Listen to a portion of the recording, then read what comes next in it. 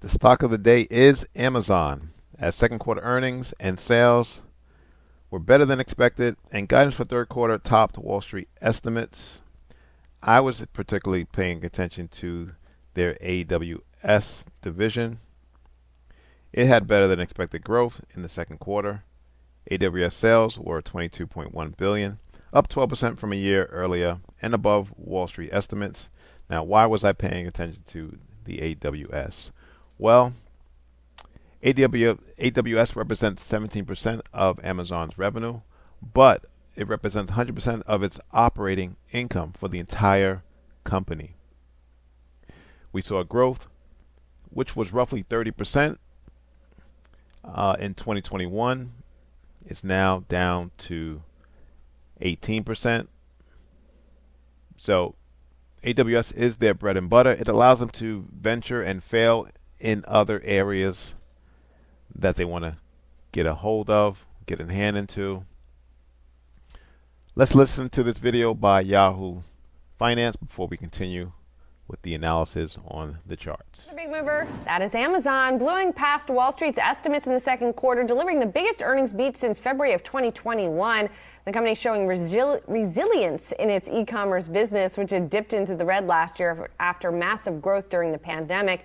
Under CEO Andy Jassy, Amazon laid off 27,000 employees, which also had helped to boost results. However, not everything is rosy for the tech giant. AWS did grow by 12%, but that is the slowest pace on record. It was better than estimated, though. Let's digest all of this with Nick Jones, equity research analyst at JMP Securities, a Citizens company. There's a lot to digest when it comes to Amazon, which is an increasingly complex company. Let's get to the e-commerce surprise first, though, Nick, because that did seem to be indeed the biggest surprise. How sustainable is that in a slowing growth environment? I mean, that'll be the big question mark heading into the back half of the year. We already saw they had the biggest Prime Day ever, so I think 3Q, we know at least the Prime Day was strong.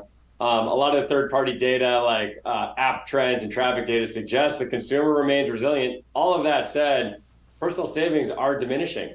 So I think that'll be a big focus heading into the holiday season is how resilient can the consumer be. So far, they've been very robust and very resilient, and Amazon is benefited. On the call, artificial intelligence, that key buzzword or buzz phrase, was mentioned several times. What's your impression of how AWS and Amazon is positioning themselves in order to capitalize on this trend? Yeah, Amazon has been investing in machine learning, AI type technology for many years. Their results this quarter were actually quite a bit stronger than I think the street was looking for. Particularly the commentary around what 3Q might look like, which is stable to potentially even accelerating. So what that suggests is they're squarely competitive.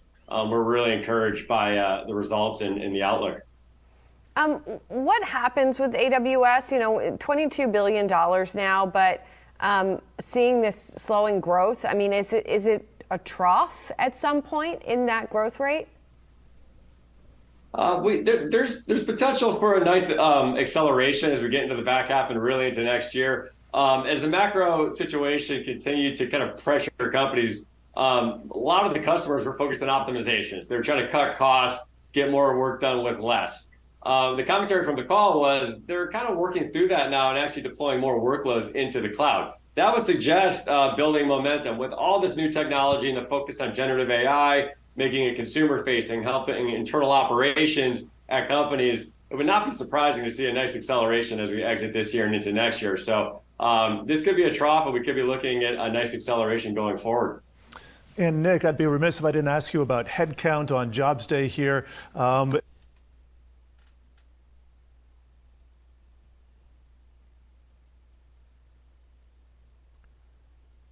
So on the news, prices gapping roughly $12, but off the highs from today. If we just drill down to the daily chart, I had this level at 124. Price did not get there. It attempted 3 different times before price shot up. Now, this level where price currently sits is a support resistance band on the monthly chart. As you can see, right here. So you got support, resistance.